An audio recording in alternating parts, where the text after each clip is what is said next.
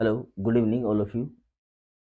पिछले वाली क्लास में हमने जो है प्रोमोटर की बात की थी। 3 प्रकार के आरएनए उनके बारे में हमने प्रोमोटर के बारे में चर्चा की थी। उनके जो प्रोमोटर सीक्वेंस होते हैं वो किस तरह के होते हैं। यानी कि प्लांट प्रोमोटर जो है वो हमने पढ़े थे, ठीक है? और उन 3 प्रकार के प्लांट प्रोमोटर जो थे उनके पॉलीमरेज के बारे में हमने जानकारी ली थी, जिसका मतलब है कि हमारे पास 3 तरह के प्रमोटर है तो उनके पॉलीमरेज भी क्या है 3 ही प्रकार के हैं, ठीक है? अब जो है इस वीडियो लेक्चर के अंदर हम बात करेंगे कि ट्रांसक्रिप्शन प्रोसेस जो होता है वो कैसे होता है, ठीक है? तो यहाँ पर हम ट्रांसक्रिप्शन प्रोसेस के बारे में चर्चा करेंगे। ओके, पॉइंट डाल लेते हैं। ट्रांसक्रिप्शन प्रोसेस, ठीक है ना? यहाँ पर पॉइंट डाल लेते हैं हम। ट्रांसक्रिप्शन कैसे होता है यूकेरियोट सेल में, ठीक है ना? हम यहाँ जो ट्रांसक्रिप्शन पढ़ रहे हैं वो यूकेरियोटिक कोशिकाओं का है, ठीक? मतलब यूकेरियोट के अंदर होने वाले ट्रांसक्रिप्शन के बारे में हम बात कर रहे हैं। ओके, समझ में आ गई बात? चलिए तो हम यहाँ पर शुरू करते हैं ट्रांसक्रिप्शन को। देख लेते हैं कौन लाइव है। ओके, चलिए। ठीक है, शुरू करते हैं। Okay, good evening all of you. सभी को good evening, good evening, good evening. Okay, ठीक है जी। चलिए तो शुरू कर रहे हैं हम प्रोसेस ट्रांसक्रिप्शन का। देखो ट्रांसक्रिप्शन में क्या है, इसको हम 3 भागों में बाँट सकते हैं ट्रांसक्रिप्शन को, ठीक है? ये जो ट्रांसक्रिप्शन प्रोसेस है, तो हम कितने भागों में बाँट सकते हैं? 3 भागों में बाँट सकते हैं। दिस प्रोसेस इज़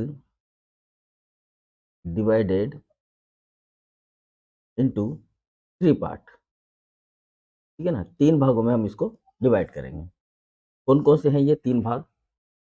ये 3 भाग कौन-कौन से हैं? थोड़ा ऊपर चला जाता है, सीधा-सीधा लिखना पड़ेगा मुझे। This process is divided into 3 part, ठीक है ना? 3 भागों में इसको बाँट सकते हैं, 3 स्टेप में हम इसको बाँट सकते हैं। ऐसा कर सकते हो कि आप ये 3 स्टेप में हमने इसको बाँट दिया है, ठीक है? चलिए पहला स्टेप जो है हमारा वो है इनिशिएशन। तो पहला स्टेप कौन-सा रहेगा हमारा? इनिशिएशन रहेगा, ठीक है? यहाँ पर। दूसरा जो स्टेप रहेगा हमारा सेकंड स्टेप वो रहेगा एलोंगेशन, ठीक है? एलोंगेशन। और थर्ड स्टेप रहेगा यहाँ पर टर्मिनेशन, टर्मिनेशन, ठीक? ये बात समझ में आ गई? पहला तो क्या रहेगा इनिशिएशन, दूसरा क्या रहेगा एलोंगेशन और तीसरा क्या रहेगा टर्मिनेशन। तो ये हम 3 भागों में इसमें इसको हमने डिवाइड कर दिया है, initiation, elongation and termination. Okay, ठीक? चलिए, अब देखिए ये जो इनिशिएशन, एलोंगेशन और टर्मिनेशन है ये हम कैसे करने वाले हैं इसके बारे में हम बात करते हैं। देखो कैसे होगा, तो सबसे पहला हम पॉइंट डाल लेते हैं इनिशिएशन, ठीक है? इनिशिएशन पॉइंट डाल लेते हैं यहाँ पर। सबसे पहला नंबर 1 पॉइंट इनिशिएशन, ठीक है? देखो जो इनिशिएशन प्रोसेस है उसके अंदर हमें 3 स्टेप फॉलो करनी पड़ती है, ठीक है? सबसे पहला तो जो आरएनए पॉलीमरेज होता है, एंजाइम, वो बाइंड होना चाहिए प्रमोटर के ऊपर, प्रमोटर रीजन पर बाइंड होगा, ठीक है? दूसरा जो डीएनए है, डीएनए क्योंकि डबल हेलिक्स में है तो वो खुलेगा, उसका खुलना ज़रूरी है, ठीक है? और फिर नया आरएनए सिंथेसिस होना स्टार्ट हो जाएगा। ऐसे 3 स्टेप रहेंगे इसके अंदर। मतलब ये कह सकते हैं कि इनिशिएशन जो प्रोसेस है इसमें 3 स्टेप आते हैं, ठीक है? पहला क्या आता है? पहला स्टेप क्या आता है इसके अंदर? इसके अंदर आता है आरएनए, आरएनए पॉलीमरेज जो क्या कहलाता है होलो एंजाइम। आरएनए पॉलीमरेज को क्या बोलते हैं? होलो एंजाइम बोलते हैं। आरएनए पॉलीमरेज होलो एंजाइम, पूरा एंजाइम, ठीक है ना? बाइंड बाइंड टू प्रमोटर, ठीक है? ये किस पर बाइंड होता है? प्रमोटर पर बाइंड होता है। प्रमोटर रीजन पर ये बाइंड होगा, ठीक है? ये इनिशिएशन का प्रोसीजर है वैसे तो। नंबर दूसरी बात करें तो ए लोकलाइज्ड अनवाइंडिंग, ठीक है? जहाँ पर ये बाइंड होगा वहाँ पर से अनवाइंडिंग होनी चाहिए किसकी? ऑफ द डीएनए ड्यूप्लेक्स की।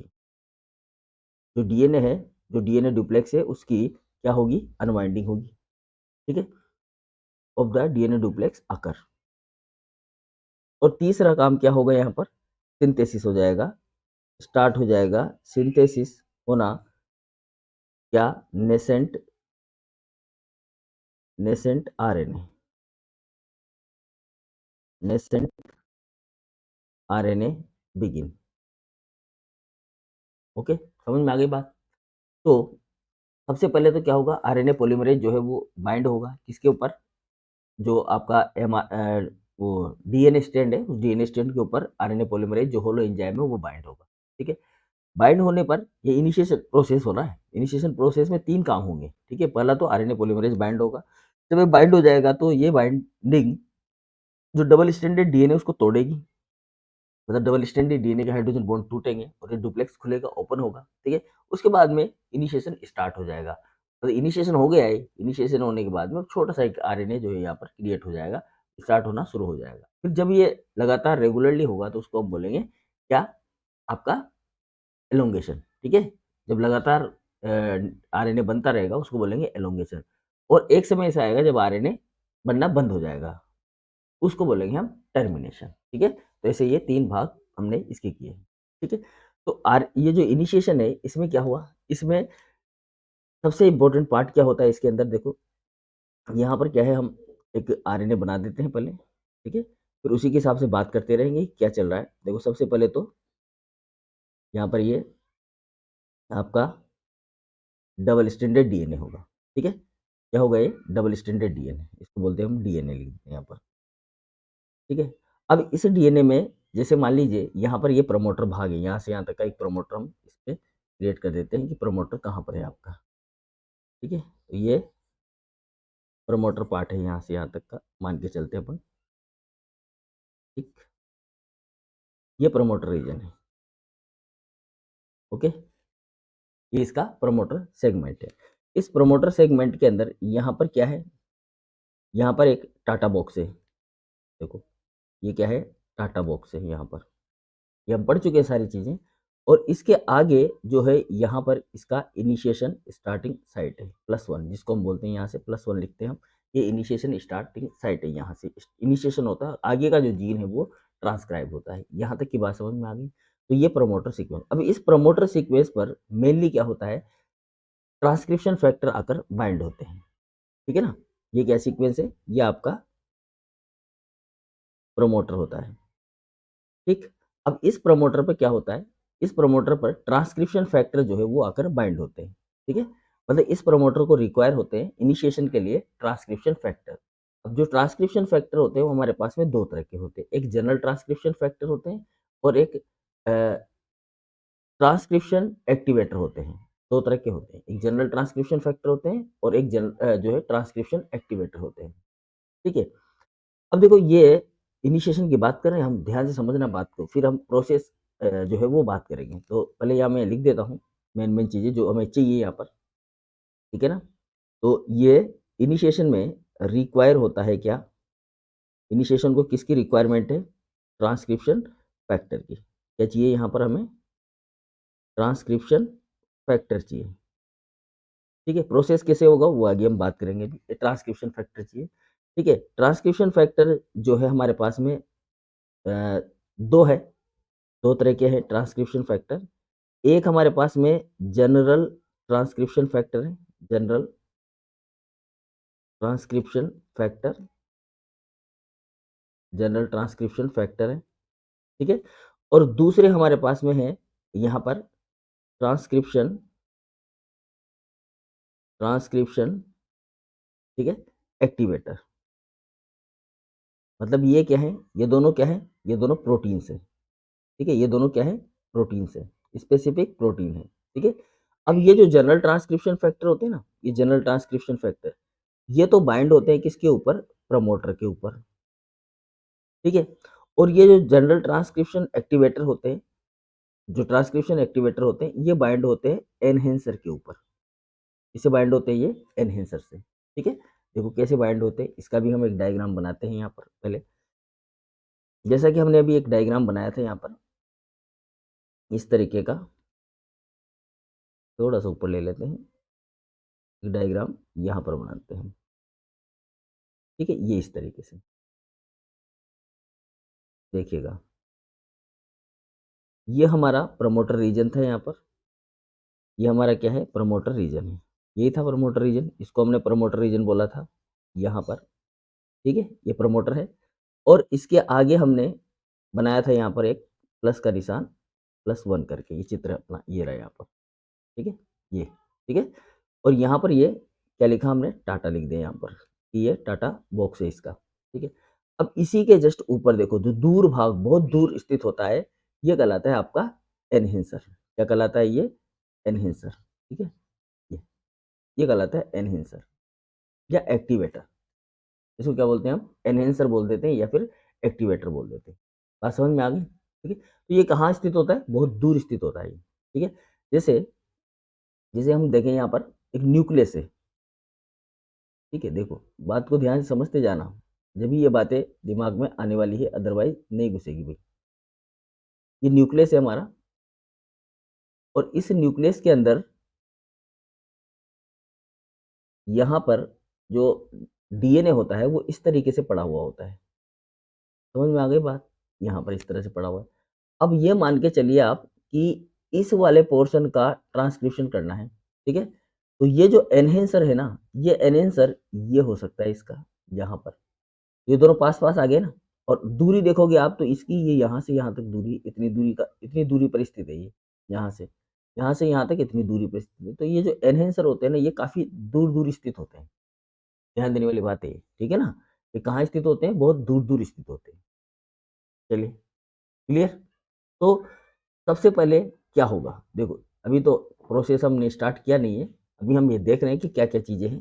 तो हमने कहा कि ये तो है प्रमोटर सीक्वेंस, इसको तो हमने क्या बोला भाई, प्रमोटर बोल दिया यहाँ पर, इसको तो हम क्या बोल रहे हैं, प्रमोटर बोल रहे हैं, ठीक है। और इसको हम क्या बोल रहे हैं, एनहेंसर बोल रहे हैं, एनहेंसर, ठीक है। तो हमारा जो जनरल ट्रांसक्रिप्शन फैक्टर होगा, जो जनरल ट्रांसक्रिप्शन फैक्टर है वो तो कहाँ पर बाइंड होगा, वो तो इस प्रमोटर वाले सीक्वेंस पर बाइंड होगा। जैसे कि फॉर एग्जांपल ये बाइंड हो गए यहाँ पर, ठीक है, ये प्रोटीन यहाँ पर बाइंड हो गई, इस तरीके से ये इसको पूरा बाइंड करेगी नीचे तक, ठीक है। इसको बोला हमने जनरल ट्रांसक्रिप्शन फैक्टर। इसमें बहुत सारे फैक्टर आएंगे, लगभग 10-12 फैक्टर है, वो इसके अंदर आएंगे इस तरह से, ठीक है। तो ये तो जनरल ट्रांसक्रिप्शन फैक्टर वाला पोर्शन हो गया।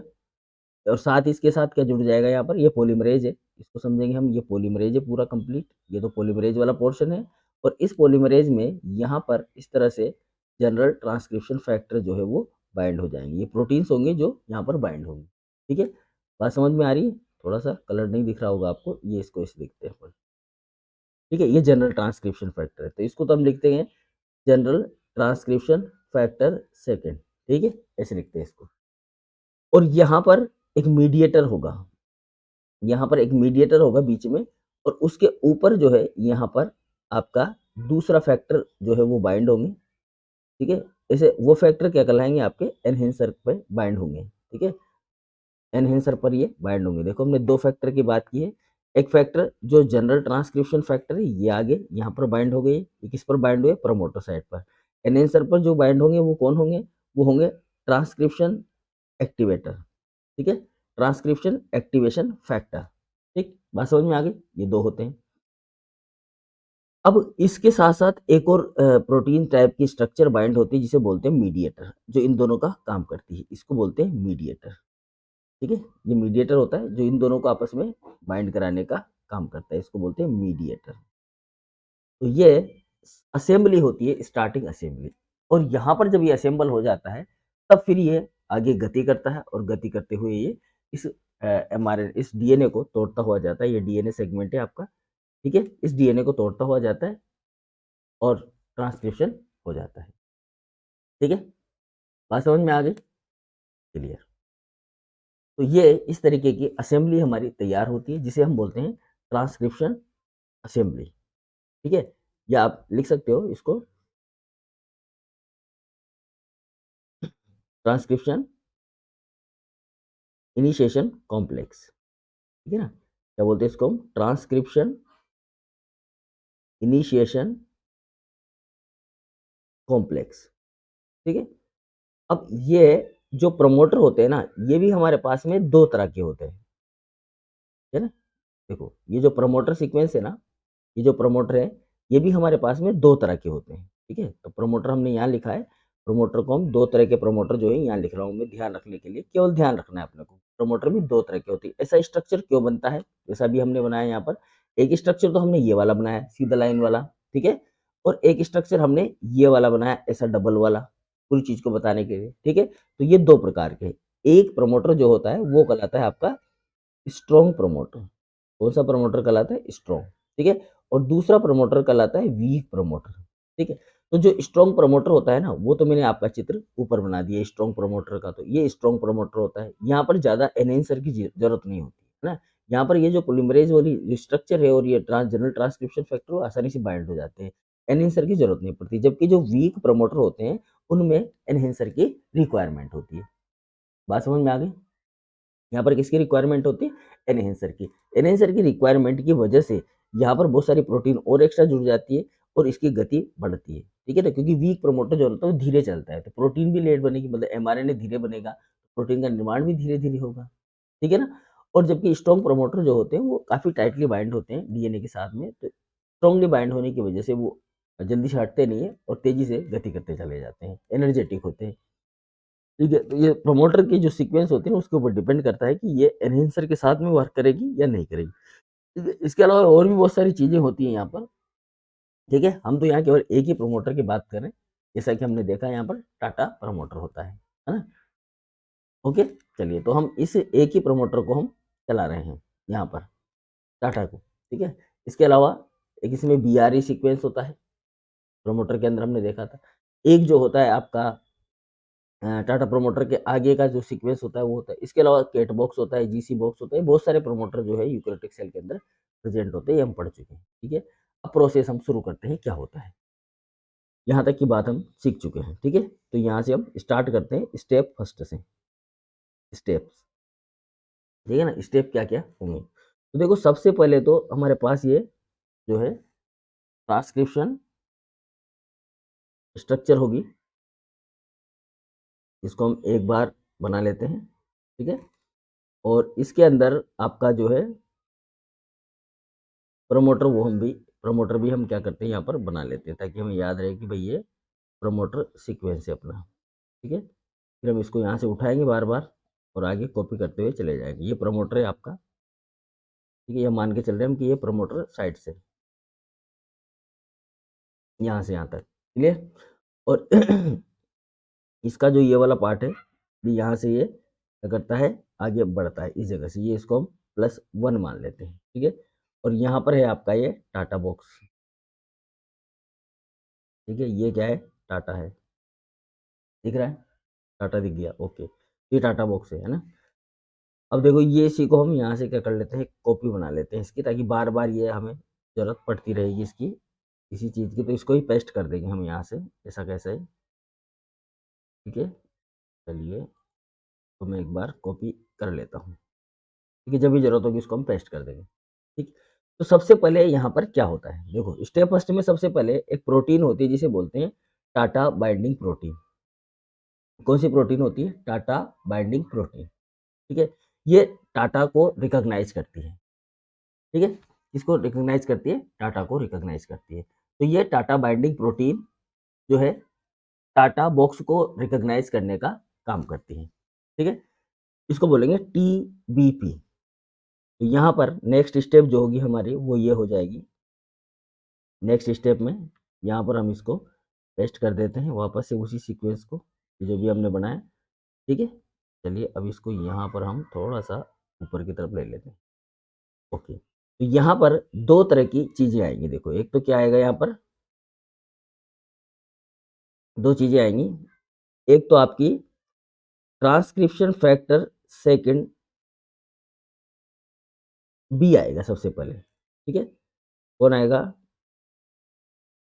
ये क्या है? ये है ट्रांसक्रिप्शन फैक्टर सेकंड बी, याद रखेंगे, ठीक है ना? ट्रांसक्रिप्शन सॉरी, हाँ, डी आएगा डी, बी नहीं आएगा, डी आएगा, बी तो बाद में आएगा। ए और बी बाद में आएगा, सबसे पहले डी आएगा, ठीक है ना? डी-ए-डी कॉम्प्लेक्स बनता है। तो सबसे पहले कौन आएगा? डी आएगा। ट्रांसक्रिप्शन फैक्टर सेकंड डी, ये डी याद रखना, बी नहीं आएगा, क्या आएगा? डी आएगा। और इसके साथ-साथ एक और प्रोटीन आएगी, जिसको हम क्या बोलेंगे? उस प्रोटीन को हम बोलेंगे टाटा बाइंडिंग प्रोटीन। क्या बोलेंगे? TATA binding protein. ठीक है, ये टाटा बाइंडिंग प्रोटीन। ठीक, तो ये दोनों जो सीक्वेंस होंगी, ये दोनों जो स्ट्रक्चर होंगी, वो आ जाएंगी यहाँ पर। किस पर आ जाएंगी? वो इस टाटा बॉक्स पर आ जाएंगी। ठीक है, तो हम यहाँ पर ये बना देते हैं। ये दोनों चीजें आएंगी, एक तो ये आपकी ये वाली स्ट्रक्चर आ जाएगी इस पर। ठीक है, तो ये हम यहाँ पर इस तरह से बनाते हैं ताकि ये अटैच हो सके। ध्यान रखना बात को। और एक ही आपकी ये प्रोटीन यहाँ पर बाइंड होगी। तो ये जो टाटा बाइंडिंग प्रोटीन है, ये तो नीचे की तरफ में बाइंड हो गई। ठीक है, और आपका जो ट्रांसक्रिप्शन फैक्टर सेकंड है, वो यहाँ पर बाइंड हो गया। समझ में आ गया? ट्रांसक्रिप्शन फैक्टर सेकंड डी, और ये क्या है? TATA binding protein. ये दो चीजें जो है यहाँ पर बाइंड हो गई। ठीक है, इसके बाद में नेक्स्ट स्टेप आएगी। उस नेक्स्ट स्टेप में दो चीजें और आएंगी यहाँ पर। कौन कौन आएगी? एक तो ट्रांसक्रिप्शन फैक्टर सेकंड ए आएगा। कौन कौन आएगा? ट्रांसक्रिप्शन फैक्टर सेकंड ए आएगा। ठीक है, और एक आएगा ट्रांसक्रिप्शन फैक्टर सेकंड बी। ये दो आएंगे। ठीक है ना? एक तो कौन आएगा? ट्रांसक्रिप्शन फैक्टर सेकंड ए आएगा, और दूसरा कौन आएगा? ट्रांसक्रिप्शन फैक्टर सेकंड बी आएगा। ठीक है, तो हम इनको इस तरह से बना देते हैं। ये तो ए है, ठीक है, और ये आपका बी है। क्लियर? अब ये दोनों स्ट्रक्चर जो है कहाँ जुड़ेंगे? इस टाटा बाइंडिंग प्रोटीन और टाटा ये जो ट्रांसक्रिप्शन फैक्टर सेकंड डी है, इसके साथ जुड़ेंगे। यहाँ पर हम इसको ऐड कर देते हैं। वापस से वही डायग्राम हमारा। ठीक, क्लियर? ओके, और इसके ऊपर आपका ये एक तो क्या जुड़ा हुआ है ऑलरेडी? यहाँ पर ट्रांसक्रिप्शन फैक्टर जुड़ा हुआ है। गलत ये लिख दिया भाई, ऊपर ये गलत लिख दिया है ना। थोड़ा सा चेंज करेंगे यार, हाँ, ध्यान नहीं रहा, कलर के हिसाब से ध्यान नहीं रहा ना। ऊपर आएगा ये ट्रांसक्रिप्शन फैक्टर सेकंड डी, तो ऊपर आएगा। यहाँ तो क्या आएगा? ट्रांसक्रिप्शन फैक्टर सेकंड डी, और यहाँ पर क्या आएगा? ये यहाँ पर आएगा ये आपका टाटा बाइंडिंग प्रोटीन है ना, टाटा बाइंडिंग प्रोटीन। तो यही सेम स्ट्रक्चर जो है कहाँ रहेगी? यहाँ भी रहेगी, है ना। यही स्ट्रक्चर यहाँ पर रहेगी ऐसे कैसे। ठीक है, ये कंप्लीट एक कॉम्प्लेक्स स्ट्रक्चर बनाएगा यहाँ पर, है ना। तो मैं इसको थोड़ा सा हटा देता हूँ यहाँ से, है ना। और यहाँ पर देखो, अब ये ध्यान रखने वाली बात है ना, थोड़ा सा ध्यान रखना, भूल जाते हैं, चूक जाते हैं जल्दी करने के चक्कर में। ट्रांसक्रिप्शन बाइंडिंग प्रोटीन, ठीक, ये आ गए यहाँ पर। अब ये जो है ना सेकंड वाला, देखो एक तो है ए और एक है बी, तो ए को आगे लगाना है, बी को इसके बाद लगाना है। तो ए को हम किधर लगाएंगे? देखो ए कौन सा है? अपना पीला वाला है, ये वाला है ए, तो इसको हम पहले इसके पहले लगा देंगे यहाँ पर। ये ए लग गया अपना, ठीक है, ये ए वाली प्रोटीन लग गई। और इस साइड में ये ऑरेंज वाला है, तो इसको हम इधर लगा देंगे, बी वाली प्रोटीन लग गई यहाँ पर। इस तरीके से समझ में आ गया? ये बस ये सीक्वेंस हम याद रख लेंगे ना, सारा काम हमारा हो जाएगा। तो इसको हमने क्या बोला? ट्रांसक्रिप्शन फैक्टर सेकंड ए, और इसको क्या बोला? बी। ठीक है ना, मैं ए और बी लिख रहा हूँ समझने के लिए। तो ये ट्रांसक्रिप्शन फैक्टर सेकंड बी है, मैं इसमें बी लिख दिया, इसको मैंने क्या लिख दिया? ए लिख दिया इसके अंदर। तो ये आपको पता रहेगा कि ये ए वाला है और ये बी वाला है। ये दोनों यहाँ पर आ गए, ये यहाँ पर आ गया। अब ये जो ए है ना, सॉरी जो ए है, ये जो डी होता है ना, ये D transcription factor second D, इसको टाइटली बाउंड करवा देता है किसके साथ में? ट्रांसक्रिप्शन बाइंडिंग प्रोटीन के साथ में। मतलब ये अच्छे से बाइंड कराने की कोशिश करता है, इसका काम ये होता है ए का। ठीक है, चलिए अब बी जो आ गया यहाँ पर हमारा, ये बी जो है यहाँ पर आ गया है। ठीक है, अब इसके अलावा यहाँ पर हम देखें तो ये हमारा जो है क्या है? स्टार्टिंग फेज है, यहाँ पर +1 लिखा हुआ है अपना। अब इसके बाद में क्या होगा? देखो इसके बाद में और भी ट्रांसक्रिप्शन फैक्टर आएंगे। ठीक है, कौन कौन आने वाला है ये देखते हैं अपन। वापस से हमारा ये पेस्ट कर दिया हमने, बिल्कुल एकदम ठीक। अब देखो कौन कौन से फैक्टर आएंगे। तो यहाँ पर एक तो हमारे पास क्या है? ट्रांसक्रिप्शन फैक्टर सेकंड डी है, यहाँ पर वही लगाओ इसको। अब ध्यान रखना ये डी है और ये इसका बीपी है, ट्रांसक्रिप्शन फैक्टर बाइंडिंग प्रोटीन, ये टाटा बाइंडिंग प्रोटीन है। ठीक है, इसके बाद में हमारे पास यहाँ पर एक है ए और ए के दूसरा अपने पास में ये बी। ठीक है, यही है। ओके, अब इसके अलावा और भी चीजें आने वाली हैं यहाँ पर, तो वो कौन कौन सी चीजें आने वाली है वो इसको हम यहाँ पर लिखेंगे इस जगह। ठीक है, तो सबसे पहले आता है यहाँ पर एक ई और F factor, E F H ये फैक्टर आते हैं। ठीक है, देखो यहाँ ले लेते हैं हम, यहाँ डालते हैं ना, यहाँ डालते हैं इनकी स्ट्रक्चर को। देखो एक तो क्या हो गया आपका ई हो गया, इसको बोलेंगे हम ट्रांसक्रिप्शन फैक्टर सेकंड ई। ठीक है, एक हो जाएगा आपका एफ। ठीक है, ट्रांसक्रिप्शन फैक्टर सेकंड एफ। एक हो जाएगा आपका एच, यहाँ लिख देते हैं हम ट्रांसक्रिप्शन फैक्टर सेकंड एच, ऐसे है ना। ऐसे बहुत सारे और भी ट्रांसक्रिप्शन फैक्टर आएंगे जो सारे के सारे यहाँ पर आकर बाइंड हो जाएंगे, तो इसको हम नामांकित करते जाओ, ध्यान रहेगा हमें। ट्रांसक्रिप्शन फैक्टर सेकंड डी है, ये टाटा बाइंडिंग प्रोटीन है, ये बी है और ये क्या है ए है। तो सबसे पहले तो ये ई जो है यहाँ पर आएगा, तो पहले तो हम ई को बना देते हैं यहाँ पर। कौन सा था, ये था क्या, ये था, तो ये ई जुड़ गया भैया। ठीक है, ई जुड़ गया। इसके बाद में एफ जुड़ेगा, तो ये एफ है इधर, तो ये एफ भी जोड़ देंगे हम यहाँ पर।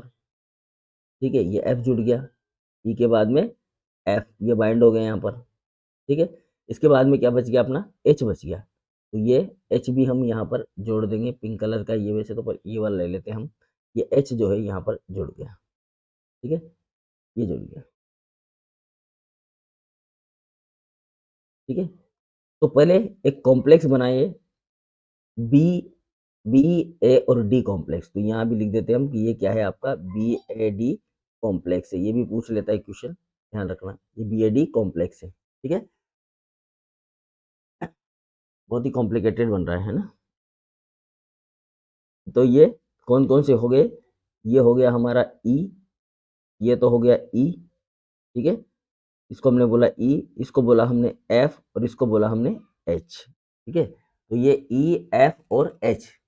अब ये हो सकता है आपको नजर नहीं आ रहा हो, तो मैं दूसरे कलर से लिख देता हूँ। ये ई है, ये एफ है और ये एच है। ठीक है, और ये ए है, ये ए है, ये बी है ही सही, जो है दिख ही रहा है अपने को बी है। ठीक है, चलिए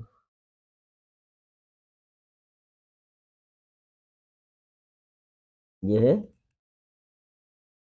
कौन सा है ये, बी। इसमें नहीं दिख रहा, पिंक में नहीं दिख रहा भैया, ये बी अब दिख रहा है। ओके, ठीक है ना, दिख रहा है, चेक कर लेते हैं एक बार। ओ दिख नहीं रहा, इधर से ले ले भाई, आगे आ जा, यहाँ लिखते हैं अपन बी। अभी दिख रहा है, ओके अब दिख रहा है ना, तो ये बी है। तो देखो ये सारे कॉम्प्लेक्स जो है हमने यहाँ पर जोड़ दिए, कंप्लीट कॉम्प्लेक्स। अब एक एक चीज को हम देखते हैं। इसके बाद में यहाँ पर ये सारे ट्रांसक्रिप्शन फैक्टर है। अब इसके बाद में पॉलीमरेज जो है वो यहाँ पर बाइंड हो जाएगा आपका, जिसको हम बोलेंगे आरएनए पॉलीमरेज। मतलब ये सारी यूनिट बाइंड होने के बाद में ये एक कॉम्प्लेक्स बन जाएगा। ये पूरा कॉम्प्लेक्स जो है आपका क्या कहलाएगा, पॉलीमरेज कॉम्प्लेक्स कहलाएगा। अलग से कोई कॉम्प्लेक्स, अलग से कोई पॉलीमरेज आएगा नहीं, यही एक पॉलीमरेज का काम करेगा। ये जितने फैक्टर है ये सारे मिलकर क्या बनेंगे, पॉलीमरेज का काम करेंगे, आरएनए पॉलीमरेज बनाएंगे। ठीक, चलिए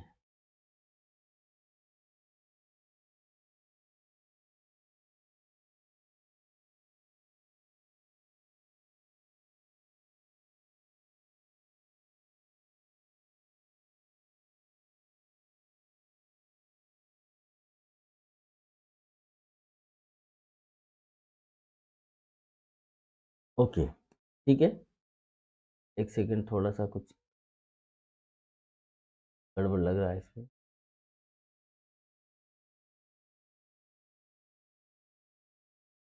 थोड़ी देर के लिए आप इसको एनालाइज करिए, एक सेकंड के लिए।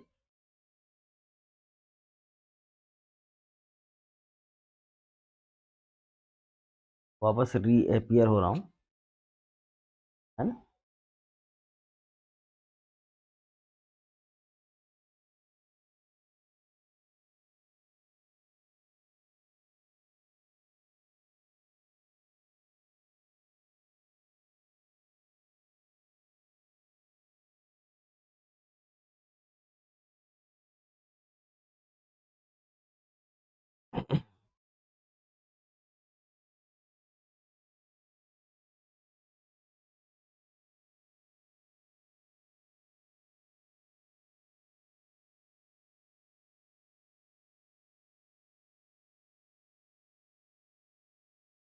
ओके, ठीक है। तो ये सारे के सारे फैक्टर जो है यहाँ पर बाइंड हो जाएँगे। इसके बाद में आपका जो आरएनए पॉलीमरेज़ है वो यहाँ पर बाइंड हो जाएगा।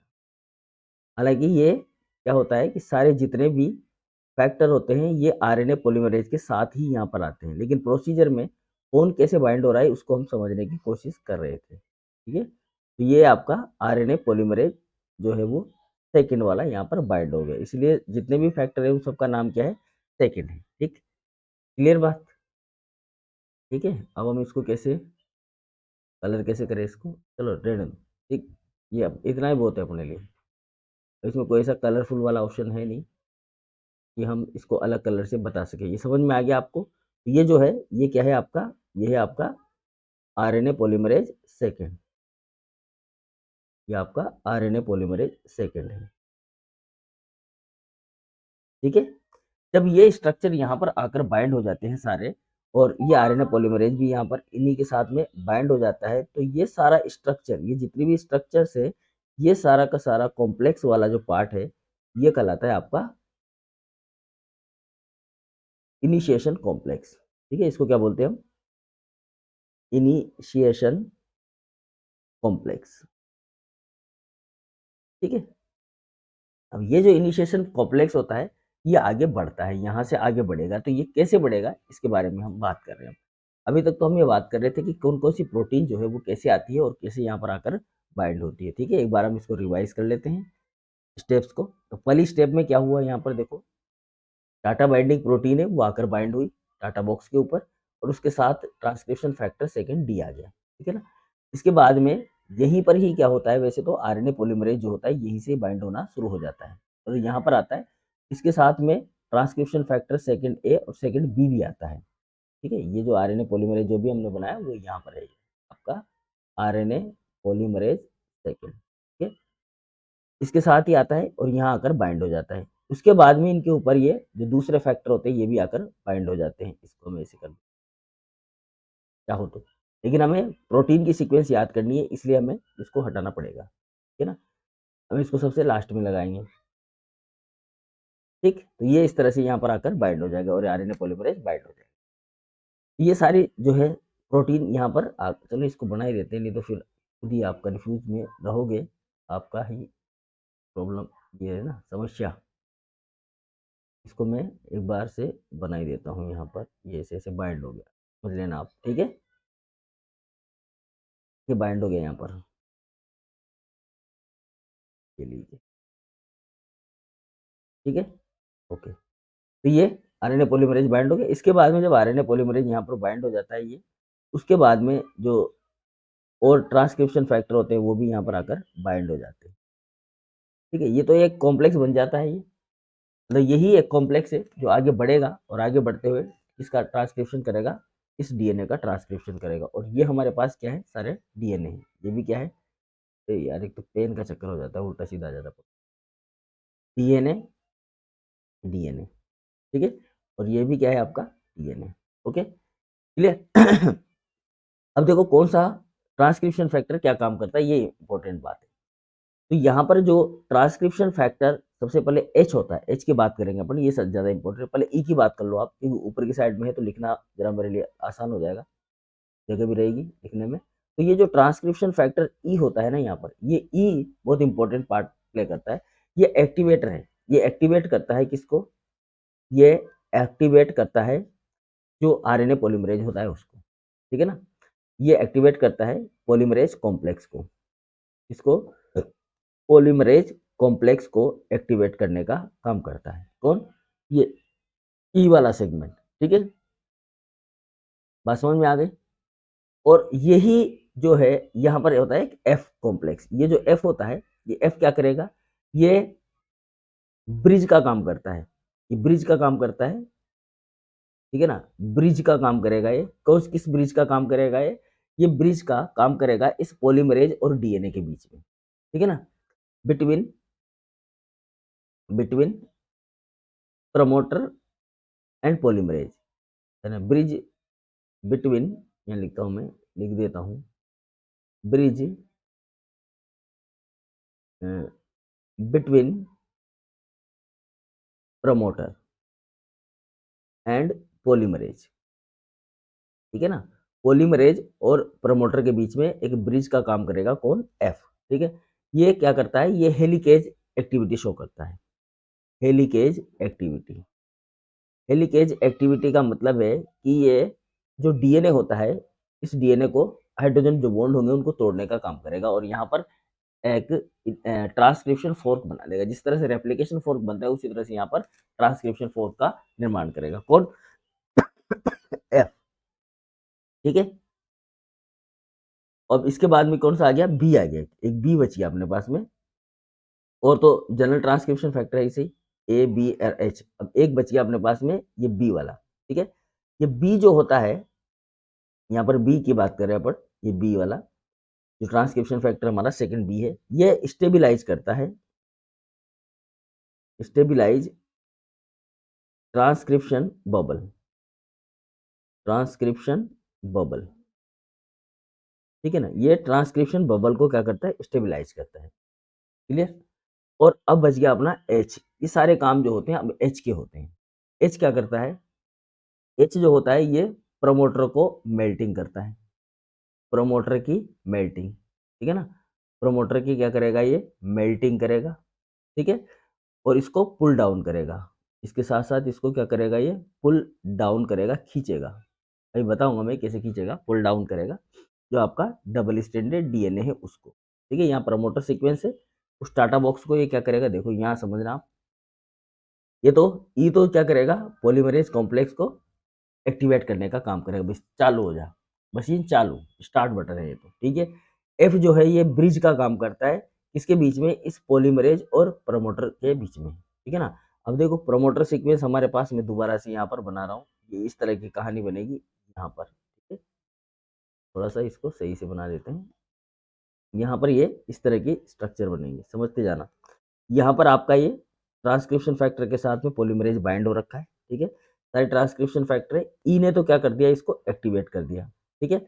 अब जो एफ है ना, ये एफ जो ट्रांसक्रिप्शन फैक्टर है, इस पॉलीमरेज और ये जो प्रमोटर है आपका ये टाटा बॉक्स, इनके बीच में एक ब्रिज का काम करता है, मतलब ये हेलिकेज एक्टिविटी शो करेगा। तो ये ट्रांसक्रिप्शन फैक्टर एफ जो है ना, इस डबल स्टैंडर्ड डीएनए में, यहाँ पर डबल स्टैंडर्ड डीएनए है, इसके हाइड्रोजन बॉन्ड को तोड़ने का काम करेगा ये, ठीक है, बात समझ में आ गई। इसके हाइड्रोजन बॉन्ड को तोड़ने का काम करेगा कौन, करेगा एफ करेगा ये, ठीक।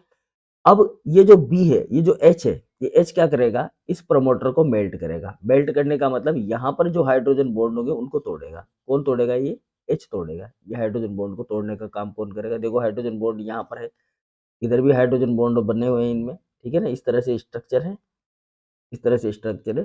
तो एच जो है वो एच यहाँ पर लगा हुआ है आपका, ठीक है ना, ये एच है, ये क्या करेगा, यहाँ पर बीच में से इन हाइड्रोजन प्रमोटर के इस सीक्वेंस में से इस हाइड्रोजन बॉन्ड को तोड़ना शुरू कर देगा ऐसे शुरुआत में, ठीक है। और तोड़कर ये इसको प्रमोटर के, इसको तो बोलेंगे मेल्टिंग करना, तो क्या बोलेंगे, प्रमोटर की मेल्टिंग करना, और इसको पुल डाउन करेगा, नीचे खींचेगा इसको, इस प्रमोटर सीक्वेंस को। तो जब इस प्रमोटर सीक्वेंस को ये नीचे की तरफ खींचेगा ना, तो ये स्ट्रक्चर हो जाएगी इस तरीके की, देखो यहाँ से ये इस तरीके की स्ट्रक्चर हो जाएगी।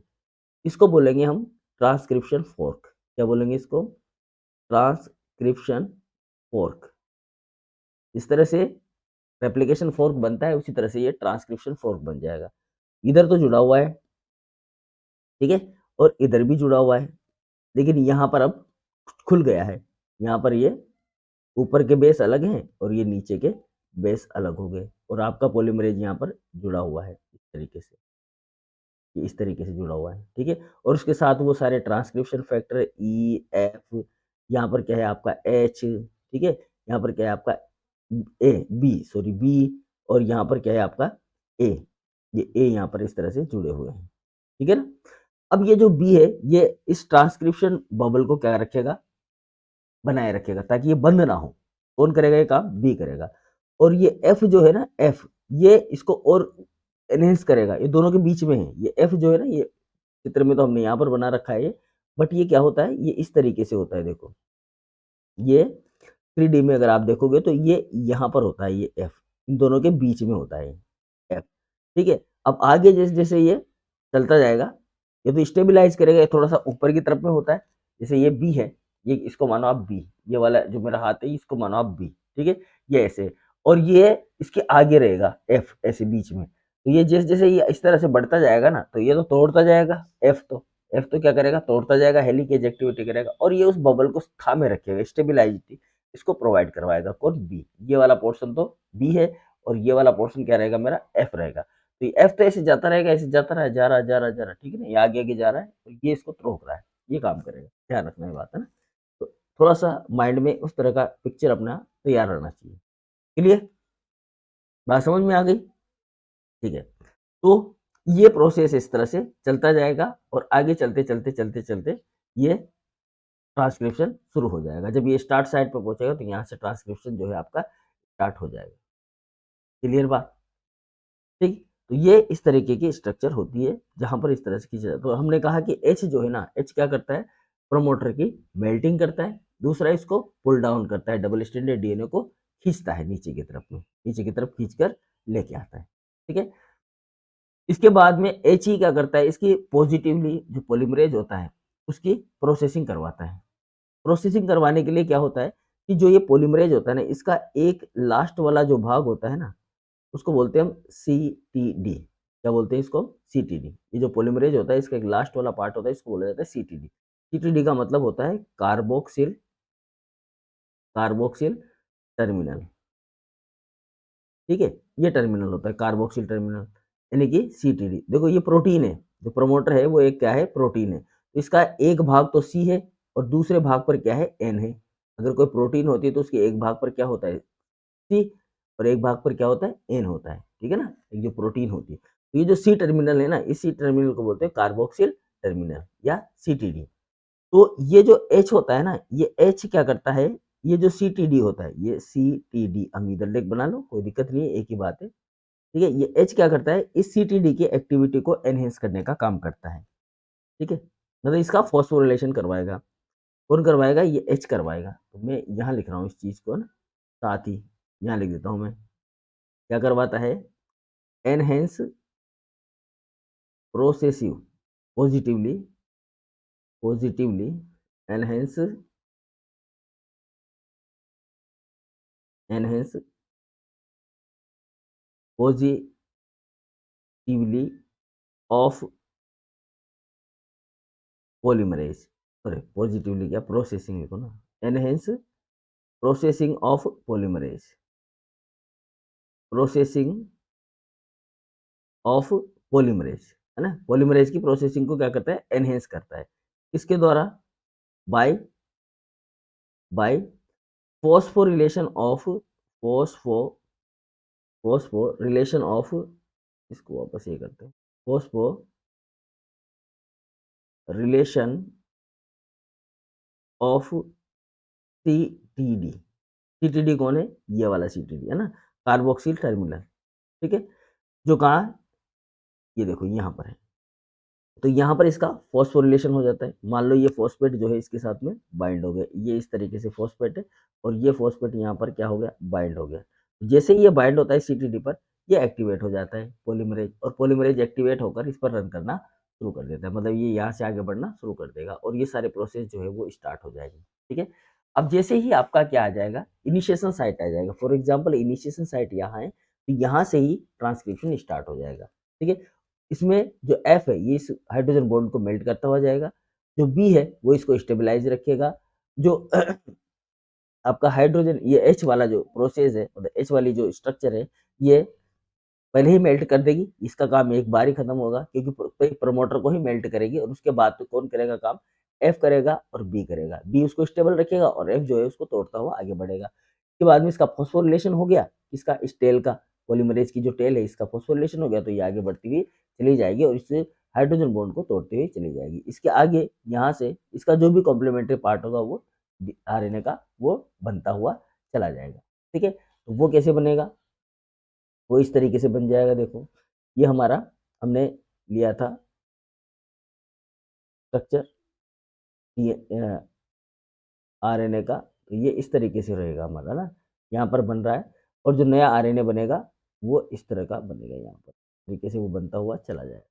और ये जो आपका ट्रांसक्रिप्शन असेंबली है वो आगे बढ़ती हुई चली जाएगी यहाँ पर। ठीक है, यहाँ पर लगे हुए हैं आपके एफ, ठीक है, यहाँ पर लगा हुआ है आपका ई, यहाँ पर लगा हुआ है एच, एफ एच ई, ये बी और ये ए, ठीक है, ये डी यहाँ पर, और यहाँ पर ये टाटा बाइंडिंग प्रोटीन टीपीपी, ठीक है, ट्रांसक्रिप्शन बाइंडिंग प्रोटीन या टाटा बाइंडिंग प्रोटीन ये यहाँ पर होगी। ये ऐसे चलता जाएगा और आपका ये एमआरएनए जो है बन जाएगा। ये जो एमआरएनए होगा इसको बोलेंगे एचएनआरएनए।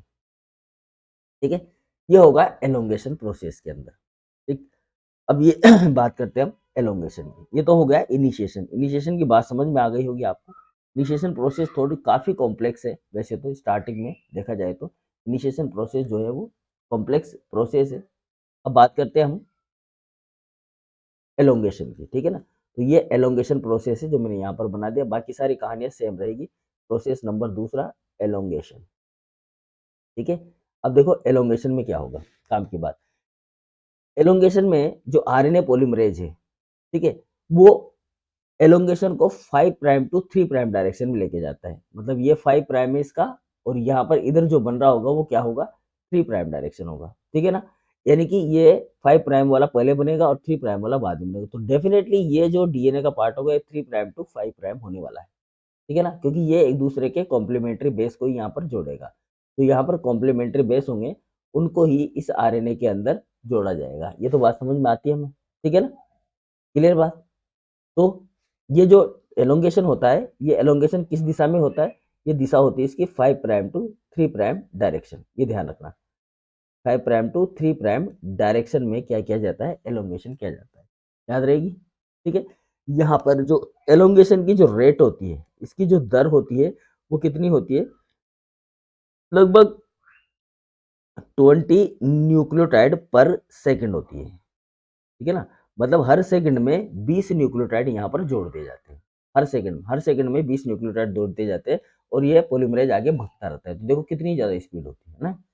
अब यहाँ पर एलोंगेशन करने के लिए कुछ प्रोटीन की रिक्वायर भी होती है, ठीक है ना, जिनको हम बोलते हैं एलोंगेशन फैक्टर, याद है, ठीक है। तो यहाँ पर जो प्रोटीन रिक्वायर होती है उस प्रोटीन को हम क्या बोलते हैं, उस प्रोटीन को बोलते हैं हम एलोंगेशन फैक्टर। Elongation factor. अब आप कहोगे फिर से आगे सर, ये तो बिल्कुल आगे। एलोंगेशन करवाना है तो यहाँ पर एलोंगेशन फैक्टर हमें जोड़ने ही पड़ेंगे, ठीक है।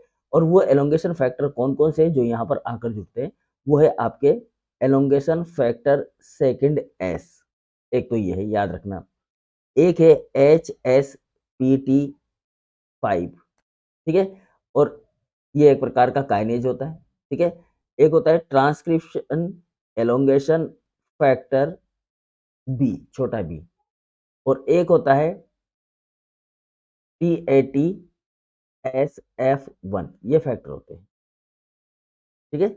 ये फैक्टर होते हैं जो यहाँ पर बाइंड होते हैं, ठीक है। ये क्या करते हैं, जैसे ये जब ये ढीला पड़ता है, मतलब इसकी स्पीड कम हो जाती है या कुछ और फंक्शनलिटी इसकी कम हो जाती है, तो ये फैक्टर यहाँ पर आकर बाइंड होते हैं। तो ये होते हैं एलोंगेशन फैक्टर जो कहाँ पर बाइंड होते हैं, इस जब ये एमआरएनए एलोंगेशन करता है तो उस समय यहाँ पर ये बाइंड होते हैं। जितने भी फैक्टर हमने यहाँ पर लिखे सारे यहाँ पर बाइंड होते हैं, यहाँ आ जाते हैं, ठीक है। जैसे जो ट्रांसक्रिप्शन एलोंगेशन फैक्टर बी है, ठीक है ना, ये वाला जो होता है ना, ये इस वाले ट्रांसक्रिप्शन फैक्टर की एक्टिविटी को बढ़ाता है, मतलब इसका फॉस्फोरिलेशन कर देता है, इसका फॉस्फोरिलेशन कर देता है, एनर्जी मिलती है, तो ये जो सेकंड एस है इसको स्टिमुलेट करता है, ठीक है। इस तरह से ये अपना काम करना शुरू कर देते हैं, ठीक।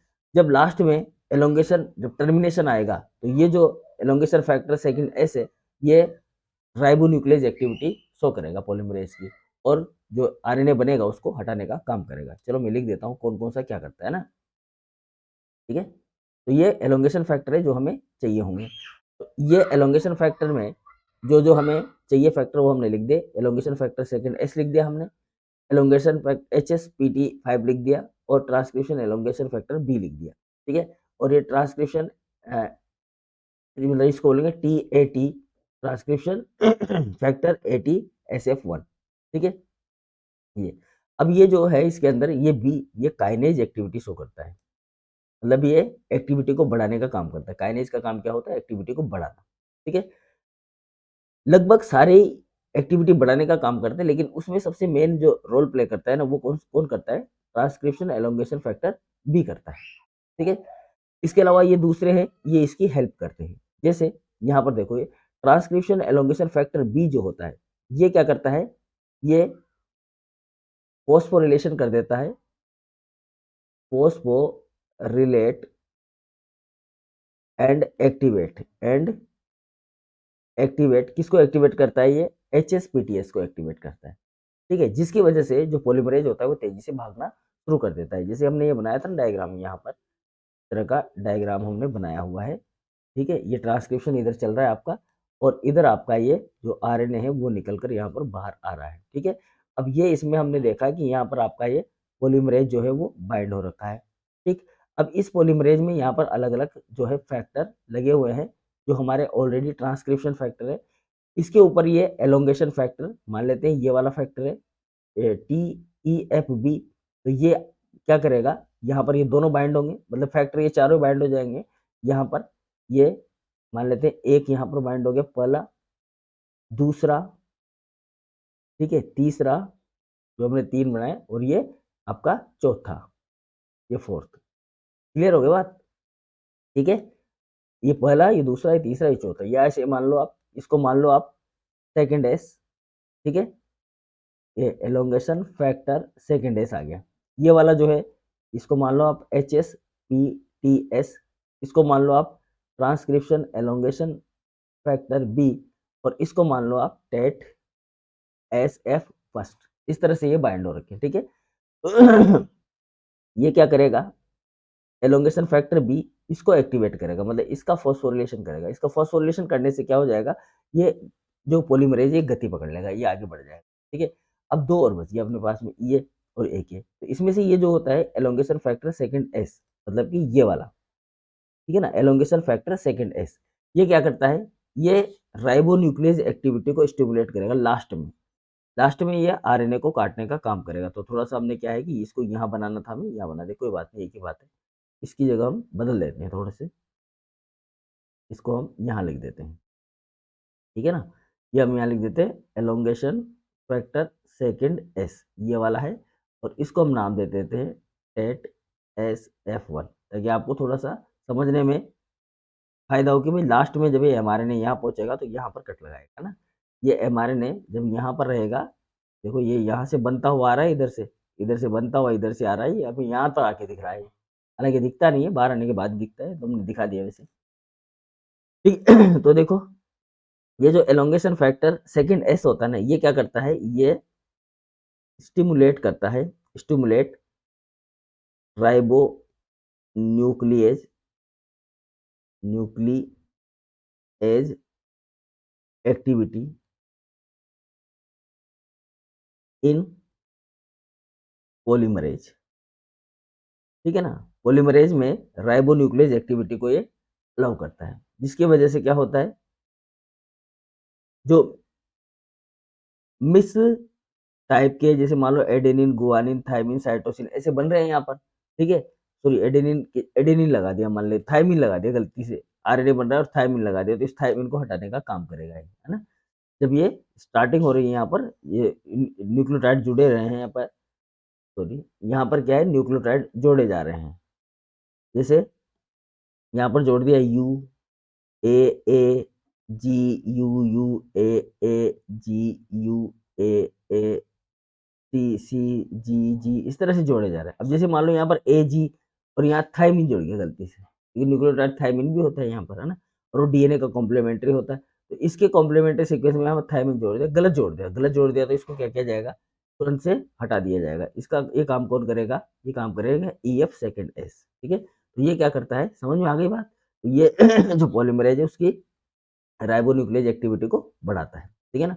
और क्या करता है, allowing the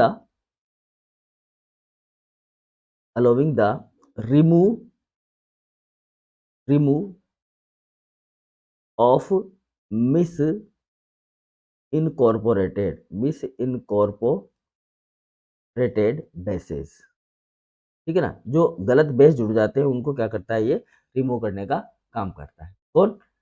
elongation factor second S, ठीक है? समझ में आ गई बात? अब तीसरा भाग आ जाता है टर्मिनेशन। तो ये तो इनिशिएशन हो गया हमारा, यहाँ पर ये हमने इतने सारे फैक्टर जोड़ दिए।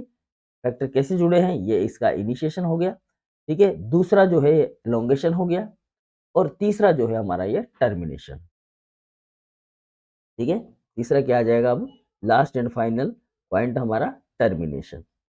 अब देखो टर्मिनेशन कैसे होगा, ये देखने वाली बात है इसकी। टर्मिनेशन बहुत इंपॉर्टेंट पार्ट है यहाँ पर। टर्मिनेशन कैसे होता है? देखो क्या होता है कि जो डीएनए है हमारा, वो डीएनए बहुत बड़ा है, 2 मीटर का डीएनए होता है सेल के अंदर, और उसमें कोई भी टर्मिनेशन सीक्वेंस नहीं होती है, ठीक है ना? जैसे प्रोटीन जब बनेगी ना, तो वहां पर तो टर्मिनेशन सीक्वेंस पाई जाएगी, लेकिन यूकेरियोटिक डीएनए का जब ट्रांसक्रिप्शन होता है तो उस समय कोई भी टर्मिनेशन सीक्वेंस नहीं होता है। बात समझ में आए? तो देखो क्या हो रखा है, किस तरह से हमारे स्ट्रक्चर से और किस तरह से हमें उसको ध्यान रखना है कि प्रोसेस जो है हमारा कैसे होने वाला है, ठीक है? तो मैं यहाँ पर एक रेप्लिकेशन जो ट्रांसक्रिप्शन फोर्क है पहले वो बना देता हूँ। इस तरह की स्ट्रक्चर है ट्रांसक्रिप्शन फोर्क हमारा, ठीक है?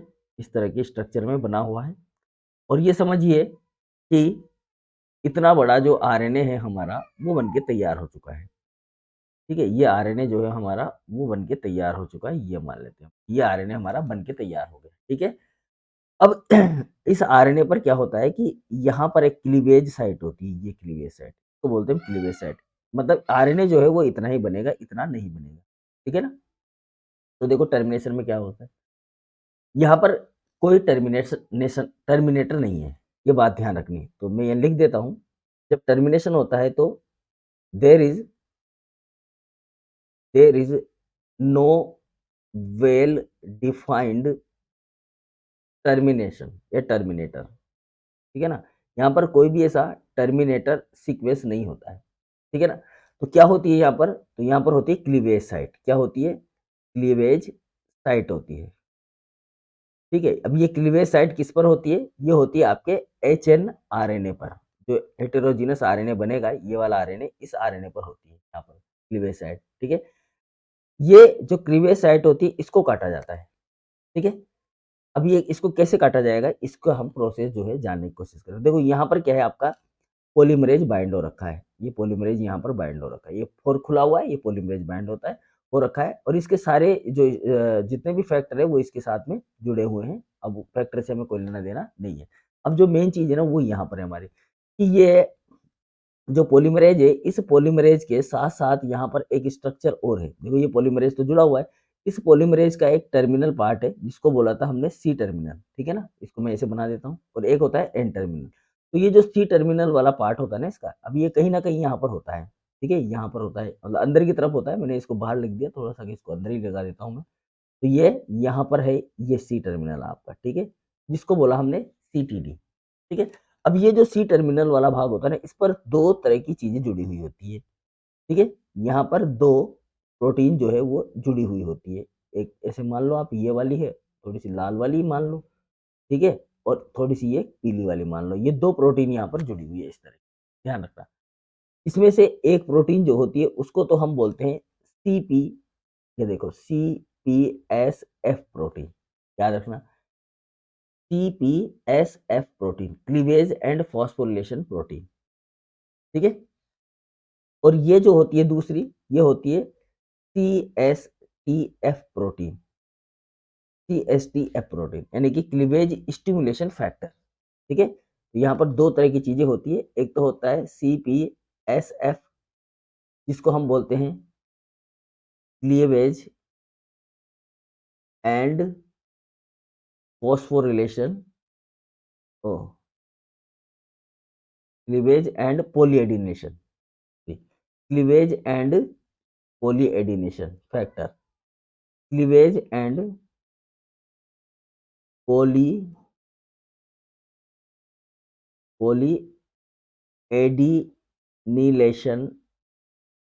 स्टिमुलेटिंग, पूरा नाम लिखो, स्टिमुलेटिंग पॉलीएडिनेशन स्टिमुलेटिंग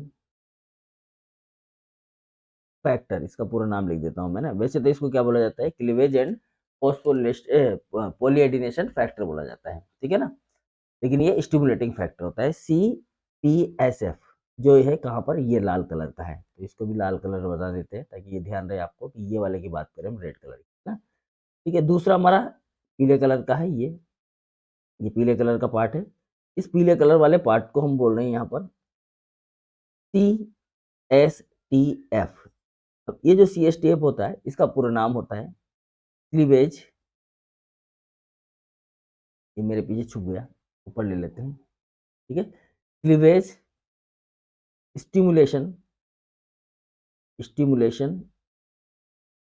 फैक्टर, ठीक है, बात समझ में आ गई।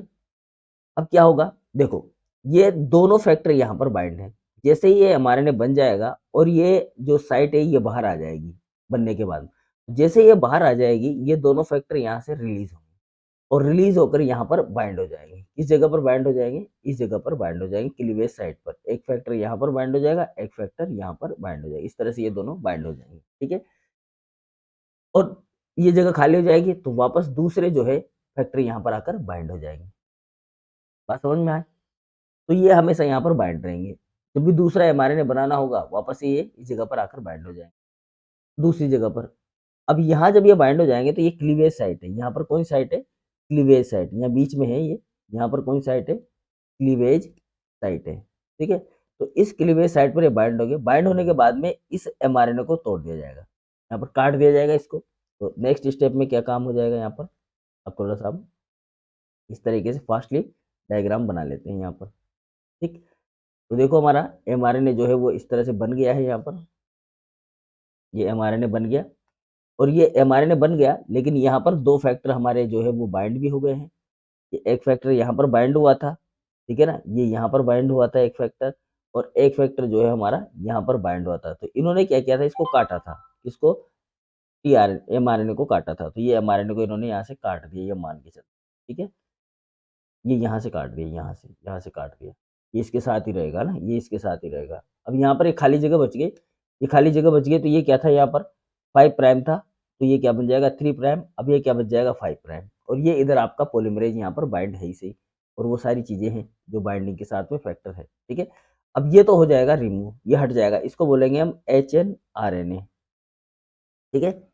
लेकिन अभी भी क्या है, स्टिल mRNA जो है वो बन रहा है, लगातार जो mRNA है वो आपका यहाँ पर बनता जा रहा है, ठीक है। तो इसके लिए क्या होता है, एक स्पेसिफिक जो है प्रोटीन होती है जिसे बोलते हैं हम क्या, रेट 1 प्रोटीन, ये यहाँ पर आती है, ठीक है। अब देखो यहाँ पर आप कहोगे कि सर ये कैसे पता चलता है कि भाई ये जो है स्ट्रक्चर काटनी है या ये क्लीवेज सिग्नल कहाँ से मिलता है, ये भी तो इंपॉर्टेंट बात हुई ना, ये बताना जरूरी है आपको। तो दो प्रोटीन यहाँ पर ये बाइंड हुई, इसकी वजह से क्या हुआ कि इस प्रोटीन ने इसको काट दिया, ठीक है ना। तो जब क्लीवेज साइट बाहर आ जाती है तो उस समय क्या होता है, ये दोनों प्रोटीन जो है जो किस पर लगी हुई है, आपके CTD के ऊपर, यहाँ पर जो C टर्मिनल है उसी टर्मिनल पर ये दो प्रोटीन जो है आपस में बाइंड रहती है, ठीक है, यहाँ पर ये बाइंड रहती है, दोनों प्रोटीन इस जगह पर बाइंड रहती है। तो ये जो प्रोटीन यहाँ पर बाइंड है, ये प्रोटीन यहाँ से यहाँ पर आती है, ठीक है, और ये ऐसी जगह पर काटती है, एक स्पेसिफिक क्लीवेज सिग्नल होता है यहाँ पर, ये क्लीवेज साइट होती है, इस साइट पर एक स्पेसिफिक स्ट्रक्चर होती है जिसे हम बोलते हैं AAUAAA, ठीक है। ये कंसेंसस सीक्वेंस होता है 5 प्राइम टू 3 प्राइम, ठीक है। तो ये जो ब्रेक होता है ये ब्रेक लगा देती है U और A के बीच, ठीक है। अब उसके बाद में ये mRNA की प्रोसेसिंग होती है, तो जब mRNA की प्रोसेसिंग होगी तो ये जो फैक्टर है आपका लाल वाला जिसको हमने बोला था CPSF, ये क्या करेगा, यहाँ पर पॉलीएडिनेशन को रिक्रूट करेगा, मतलब कि अब इसके अंदर ये जो पार्ट होगा यहाँ तो क्या लगा दिया जाएगा, 7 मिथाइल गुआनोसिन कैप लगा दिया जाएगा इसके अंदर तो, और यहाँ पर पॉली ए टेल जोड़ दी जाएगी। तो ये पॉली ए टेल जोड़ दी जाएगी जो किसके रेफरेंस में जुड़ेगी, इस रेड वाले फैक्टर की रेफरेंस में जुड़ेगी, है ना। मतलब ये आगे इसको जोड़ता हुआ चला जाएगा, तो यहाँ पर ये पहुंच जाएगा। अब यहाँ से हम इसको हटा देते हैं, हट जाओ भैया, यहाँ से तो ये पहुंच गया इधर इस साइड में, तो ये जोड़ता हुआ चला जाएगा इधर, ठीक है। इसका काम ही स्टिमुलेशन है, किसका, पॉली ए टेल का। तो इस तरह से mRNA में यहाँ पर तो ये क्या हो जाएगी, पॉली ए टेल हो जाएगी, और ये इसका 7 मिथाइल 7 mg कैप हो जाएगी। ये 1 2 3 4 5 इस तरह से होती है, ठीक है। तो देखो यहाँ पर जो सीक्वेंस था, ये जो सीक्वेंस है UAA करके ना, ये क्लीवेज सिग्नल होता है। दोबारा चलते हैं वापस यहाँ, इसको क्या बोलते हैं हम, इसको बोलते हैं क्लीवेज सिग्नल, ठीक है। ये जो क्लीवेज सिग्नल होता है, इस क्लीवेज सिग्नल से कट लगता है, ठीक है। कट प्री mRNA में कट लग जाता है, और जो mRNA होता है वो mRNA यानी कि प्री mRNA जो होता है वो 2 भागों में बढ़ जाता है, इनटू 2 पीस, ठीक है ना, 2 पीस में बढ़ जाता है। अब ये क्लीवेज खत्म हो गया, उसके बाद में जो ये जो प्री mRNA है जिसको हम बोल रहे हैं HNRNA, हेटेरोजीनस RNA, ठीक है ना, ये इन सबको हटा देता है और पॉली ए टेल लगा लेता है यहाँ पर, ये सारा काम। लेकिन अभी भी ये mRNA का सिंथेसिस जो है यहाँ पर हो रहा है, तो अब हमें क्या करना है, इसको हमें यहाँ से हटाना है, इसको, इस mRNA के सिंथेसिस को। तो इसके लिए क्या होगा, देखो RNA पॉलीमरेज जो होता है यहाँ पर कंटिन्यूस बनाता रहता है, तो लगभग ये 100 से 200 न्यूक्लियोटाइड ऐसा बनाता रहेगा, ठीक है ना। तो यहाँ पर इसी स्ट्रक्चर के बाद में ये इस तरह की स्ट्रक्चर बननी रहेगी कि हमारी mRNA अपना हट ही गया है ना, mRNA हट गया, और उसकी जगह पर यहाँ पर जो है पॉलीमरेज एक RNA बना रहा है 100 से 200 न्यूक्लियोटाइड का। ये mRNA जो आपका HNRNA है वो तो यहाँ से निकलकर इधर आ गया, इसको हम बोल दिया HNRNA, जो आगे mRNA बनेगा हमारा, और यहाँ पर ये हमारी एक साइड बच गई, ठीक है। और पॉलीमरेज यहाँ पर बाइंड है ही सही है, आपका RNA पॉलीमरेज विद फैक्टर, ठीक है। ऐसे 100 से 200 न्यूक्लियोटाइड का एक बनाता है। इसी समय पर यहाँ पर क्या होता है, एक प्रोटीन जो है वो बाइंड होती है जिसको बोला जाता है rate protein, rate first nucleus protein. ये लीजिए, इसको मैं इस कलर से बना देता हूँ, और इस प्रोटीन का नाम हो गया आपका रेट, RAT छोटा लिखना है, ए भी छोटा लिखना, RAT, रेट फर्स्ट प्रोटीन। ये RAT रेट जो फर्स्ट प्रोटीन है, ये सबसे पहले यहाँ पर इसके 5 प्राइम पर आकर बाइंड होती है, और बाइंड होकर क्या करती है, एक्सो न्यूक्लियस एक्टिविटी करती है। कौन सी एक्टिविटी करती है, एक्सो न्यूक्लियस एक्टिविटी शो करती है, ठीक है। ये प्रोटीन है आपकी, इस प्रोटीन का नाम क्या है, इस प्रोटीन का नाम है रेट फर्स्ट प्रोटीन, ठीक है। अब ये जो रेट फर्स्ट प्रोटीन है ना, ये एक्सोन्यूक्लियस एक्टिविटी करेगी, तो ये तेजी से इधर तो mRNA बन रहा है, इधर से तो mRNA बनता हुआ आ रहा है, और इधर से ये प्रोटीन इसको mRNA को तोड़ते हुए जा रही है, ठीक है। और ये तब तक इसको तोड़ती रहेगी जब तक कि ये प्रोटीन कहाँ नहीं पहुंच जाती, इस असेंबली तक नहीं पहुंच जाती। जैसे कि इसमें हम समझते हैं यहाँ पर छोटे से डायग्राम के बाद में नेक्स्ट स्टेप में ये इस तरह की कंडीशन बनी हुई है आपकी, फोर्क बना हुआ है, रेप्लिकेशन सॉरी ट्रांसक्रिप्शन फोर्क, ये आपका पॉलीमरेज यहाँ पर बाइंड है, और ये यहाँ से ये यहाँ पर पहुँच गया है RNA, ठीक है। और ये प्रोटीन जो है हमारी यहाँ पर टच हो गई है। जैसे ही यहाँ पर टच होती है ये प्रोटीन इस असेंबली के, इस कॉम्प्लेक्स के, जैसे ही यहाँ पर टच होती है, ये ट्रांसक्रिप्शन को क्या करता है, रोक देता है, और ये सब कुछ डिस्कार्ड हो जाता है, DNA वापस डबल स्ट्रैंडेड पोजीशन में आ जाता है, और ये टर्मिनेशन हो जाता है। तो ये वाली जो स्ट्रक्चर होगी ये कहलाएगी आपकी टर्मिनेशन साइट, ठीक है। तो इस तरह से आपका टर्मिनेशन होता है। तो ये जो है ये 5 प्राइम टू 3 प्राइम डायरेक्शन में, यहाँ 5 प्राइम है और इधर क्या है 3 प्राइम, इस डायरेक्शन में एक्सोन्यूक्लियस एक्टिविटी करता हुआ जाता है रेट 1 प्रोटीन, और धीरे धीरे पहुंच जाता है इस असेंबली तक। ये जो कॉम्प्लेक्स है इस कॉम्प्लेक्स तक पहुंच जाता है, जिसको हम बोलते हैं पॉलीमरेज कॉम्प्लेक्स, और जैसे ही यहाँ पर पहुंचता है, टच करता है, ये सब कुछ टूट जाता है, बिखर जाता है, और आपका ट्रांसक्रिप्शन जो होता है वो बंद हो जाता है, खत्म हो जाता है, रुक जाता है,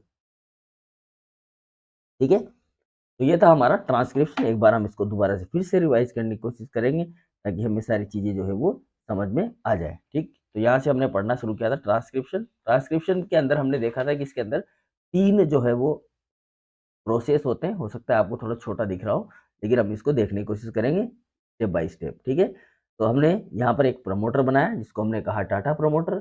ठीक है, टाटा प्रमोटर के अंदर यहाँ पर ये 2 तरह के ट्रांसक्रिप्शन फैक्टर भाग लेते हैं, एक जनरल ट्रांसक्रिप्शन फैक्टर और दूसरा ट्रांसक्रिप्शन एक्टिवेटर, जो कि एक प्रमोटर के साथ बाइंड होता है, दूसरा एनहेंसर के साथ में बाइंड होता है। इसके बाद हमने ये स्ट्रक्चर बनाए।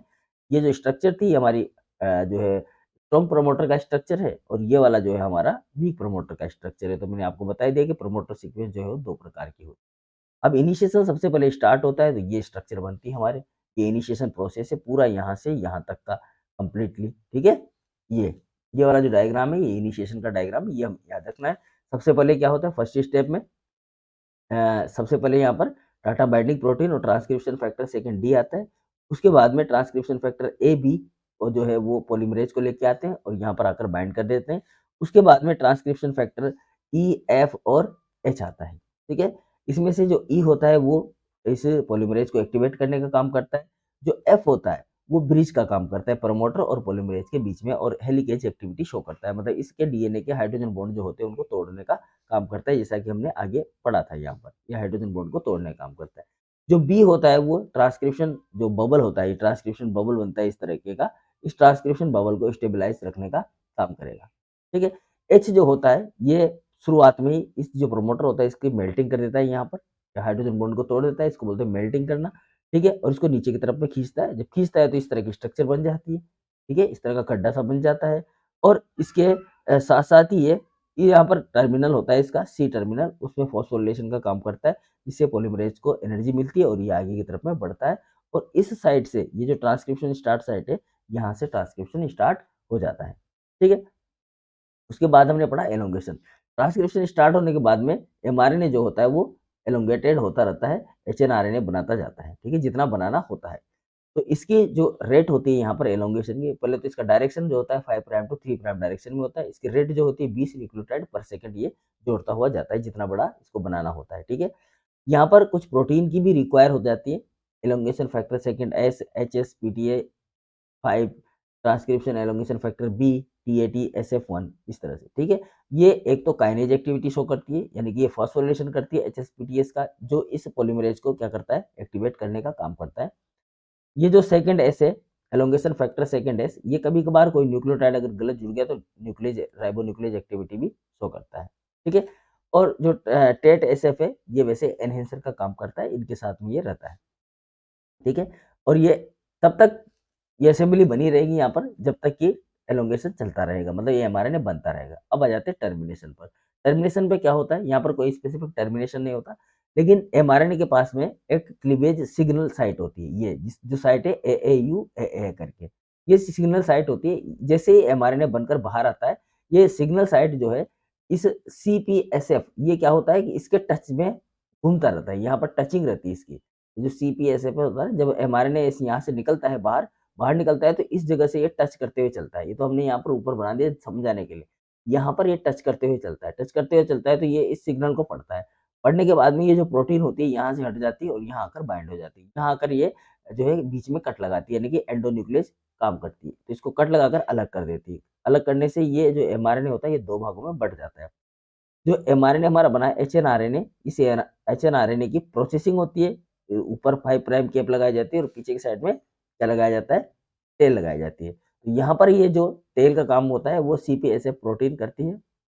ठीक है, और सीएसटीएफ प्रोटीन जो होती है इसको क्लीवेज मतलब काटने का काम करती है इस क्लीवेज साइट पर, जो कि एमआरएनए के पास होती है, और ये एक क्लीवेज सिग्नल होता है इसके लिए काटने के लिए।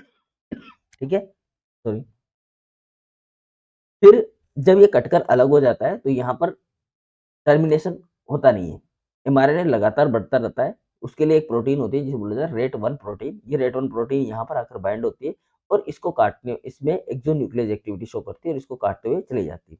ये जब तक काटती रहती है जब तक कि ये इस असेंबली तक नहीं पहुँच जाती, और जब ये इस असेंबली तक पहुँचती है इसका क्या हो जाता है, टर्मिनेशन हो जाता है। ओके, समझ में आ गई बात? ये था हमारा ट्रांसक्रिप्शन प्रोसेस, बहुत ही लंबा है। ठीक है, लिखने में काफ़ी टाइम लगेगा। अगर आपने चित्र भी बना दिए लिखने के बाद में, थोड़ा बहुत लिख भी दिया, थोड़ा बहुत चित्र बना दिए, तो ये आपका अच्छे से हो जाएगा। ठीक है? तो जैसा हम बोलते जा रहे हैं, जैसा हम लिखते जा रहे हैं, जैसे चित्र बनाते जा रहे हैं, वैसे हमें लिख देना है एग्ज़ाम के अंदर। ओके? वैसे मैंने सारी बातें लिख दी, जो लिखने वाली बातें हैं वो सारी मैंने लिख दी इसके अंदर, और कुछ आप अपने हिसाब से ऐड कर सकते हैं प्रोसीजर के अंदर। ठीक है? चलिए, तो ये था हमारा ट्रांसक्रिप्शन, पढ़ा हमने ये, और ट्रांसक्रिप्शन के अंदर हमने काफ़ी सारी चीज़ें पढ़ ली हैं। ठीक है? मिलते हैं नेक्स्ट क्लास